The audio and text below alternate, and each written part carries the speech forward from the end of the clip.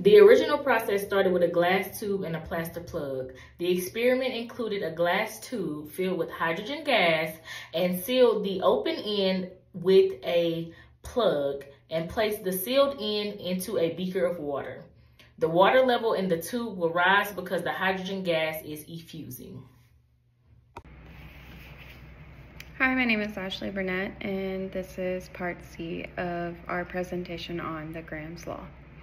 So I'm going to start with the original process. So the original lab environment had minimal equipment. You had your basic glass test tubes, hoses, and homemade plaster plugs.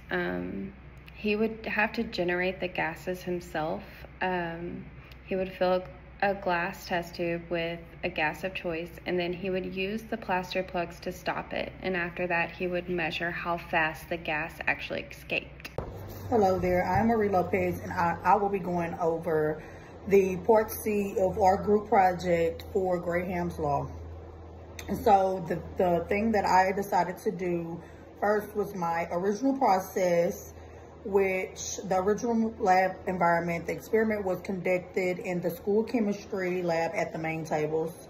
Students worked in small groups while wearing goggles, gloves, and aprons. The lab was well ventilated and had enough space for all groups to safely set up their diffusion tubes. The original lab equipment was long diffusion tubes, cotton balls, ammonia solution, hydrochloric acid solution, stopwatch, rulers, safety goggles, and gloves. Original experimental procedure, everyone wore all safety equipment before starting. Soaked one cotton ball in ammonia and placed it at the end of the table.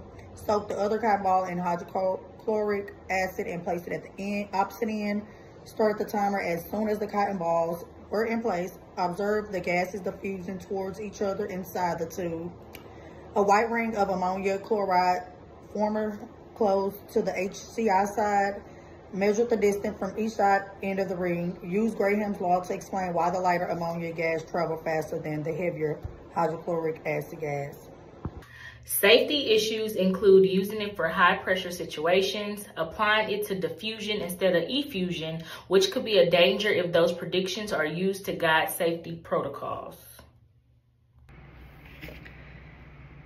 The original difficulties, he had gas molecules move very fast, so it was initially very hard to measure the rate at which they were moving. He had no way to slow it down or to, say, record it and slow it down and watch it.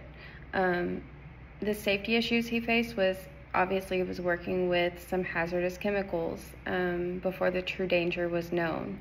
Therefore, he didn't properly protect himself. The plaster plugs that he used to maintain the flow had to be very thin with small holes to work efficiently.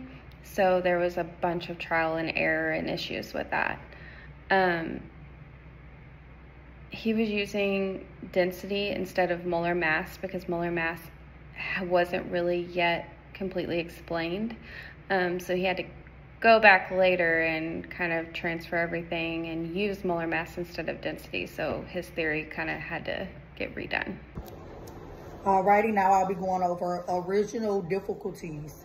Initial hurdles. One of the main challenges was getting the cotton balls properly soaked without dripping, which could affect the distance the gases traveled. Timing the start of the experiment accurately was also tricky since both gases needed to begin diffusing at the same moment. Safety issues. Working with strong smelling chemicals like ammonia and hydrochloric acid required constant attention to safety. Accidental spills or inhalation could be harmful, so gloves, goggles, and proper ventilation were essential throughout the experiment. The equipment issues were some diffusion tubes were slightly uneven or had minor cracks, which sometimes caused gases to escape. Measuring the exact position of the white ring was also difficult due to its gradual formation. The information processing issues, recording observations and time measurements simultaneously was challenging. Understanding how to relate the distance measurements to Graham's Law calculations took extra focus and careful note-taking. Graham's Law was intentionally discovered. The original motivations and goals for Graham's Law state that it was motivated by experimental observations that gases with lower molar masses effuse or diffuse faster than gases with higher molar masses. So his original goal was to be able to measure the rate that gases mix or escape. It was a very intentional discovery because he was doing very deliberate research. It was expected to benefit many industries using gases, as well as scientists by proving the basis to separate isotopes. Now I'll be going over original motivation. The original goals of scientists, the goal of Thomas Graham, who discovered Graham's law in the 19th century, was to study how gases and liquids move through membranes and tiny openings. His research was intentional. He wanted to understand the relationship between gas's mass and the speed at which it diffuses or effuses. The discovery nature would be Graham's discovery was intentional based on careful experimentation with different gases and observation of their diffusion rates through porous materials. Who was expected to benefit? The discovery benefited chemists, physicists, and engineers studying gases. It also helped industries that rely on gas separation, such as chemical manufacturing, filtration processes, and even modern medical applications like oxygen enrichment or even anesthetic delivery. Graham's law immediately benefited simple lab experience. Some immediate advances were centered on refining gas-related experimental techniques, and Graham's law immediately advanced in other fields like chemical engineering through improved separation processes. Immediate benefits of the discovery provided scientific calculation that explained the process of diffusion of medical and atmospheric gases.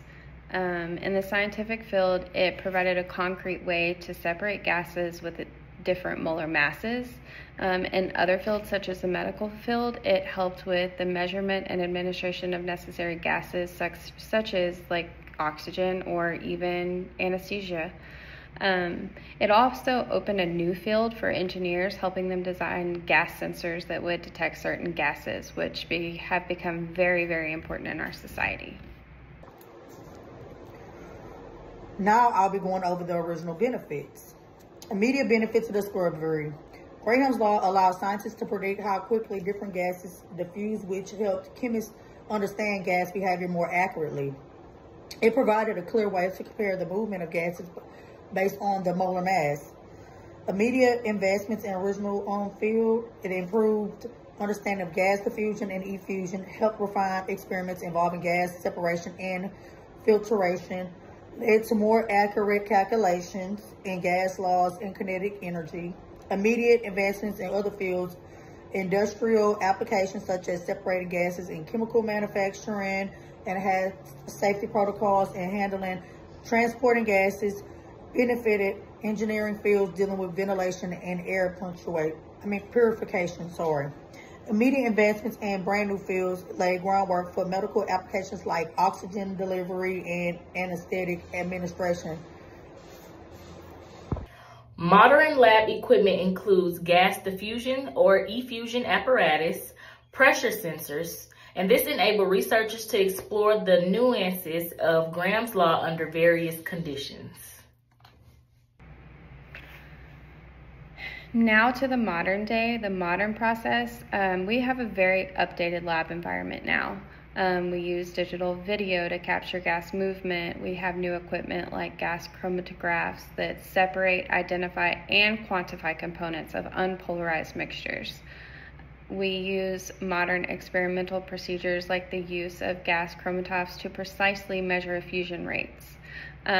So now, basically, the computer does all the work, and you don't have to worry about being exposed to hazardous gases, or you don't have to worry about faulty plaster plugs. Next, I'm going to be going over the modern process. Modern lab environment. Labs today are designed for efficiency. Safety and collaboration often include climate control rules, fume hoods, and modular workspaces designed to reduce contamination, increase reproducibility, and support multiple experiments.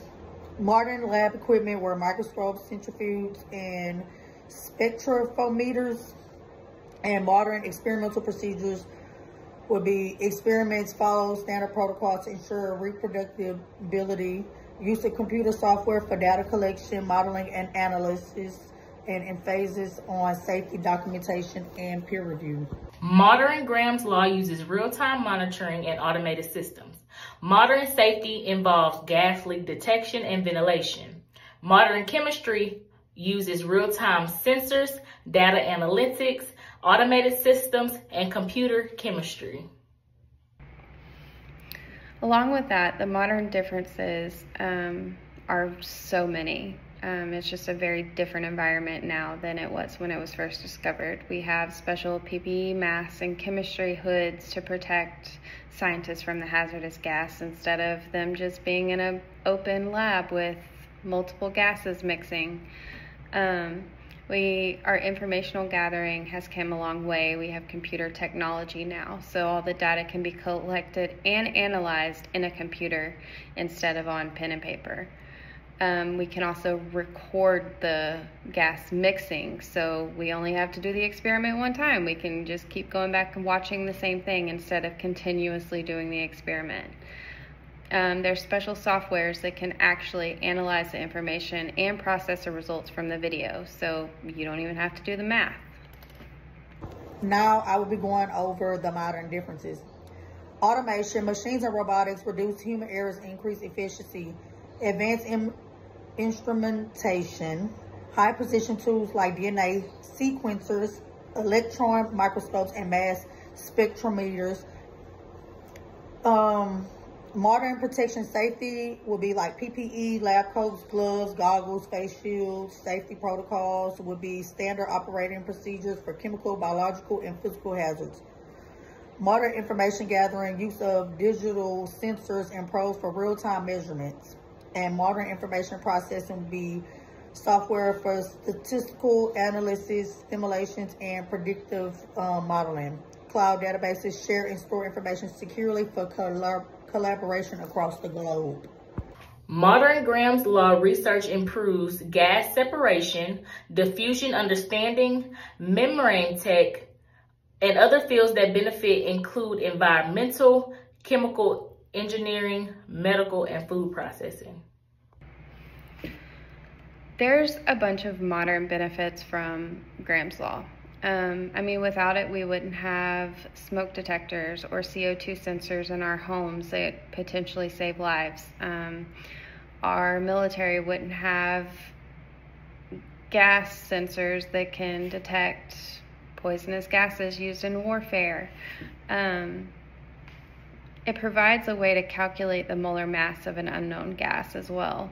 It's actually critical for uranium enrichment, which is essential for nuclear energy, which is a new energy form that we are exploring and using. Now I'll be going over the modern benefits. Okay, so it improves the healthcare outcomes by developing new treatments and vaccines. It enhances industrial processes, leading to more efficient manufacturing and resource use. Other fields that benefit from the research will be medicine, new diagnostic tools, therapies, and medical devices. Advanced materials, robotics, and structural design improvements. An example of technology would be like MRIs and CT scanners in medicine. Future expectations may include advancing forensic science by refining methods for analyzing gas samples at crime scenes, providing more accurate and reliable evidence. Also, some potential benefits is that Graham Law provides a foundation for innovations that can be led to more efficient and sustainable technologies, improved healthcare, and a better understanding for our environment. Our future goals and expectations using Graham's Law is just really improving the accuracy when it comes to using complex systems.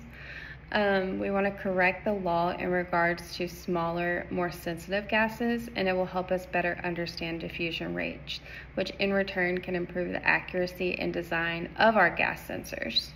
So instead of having, 20 different gas sensors in your home, maybe there'll be one that can actually detect it and be like, okay, well, this is that. Now I will be going over the future expectations. So it will predict future goals for scientists, develop advanced treatments and cures for currently incurable diseases, explore space colonization and sustainable living on other planets, innovate in renewable energy and climate change, expand artificial intelligence, and explain potential benefits to come will be healthcare, longer, healthier lives through personalized medicine and advanced therapies. An environment will be reduced pollution, sustainable energy, and conservation of ecosystems.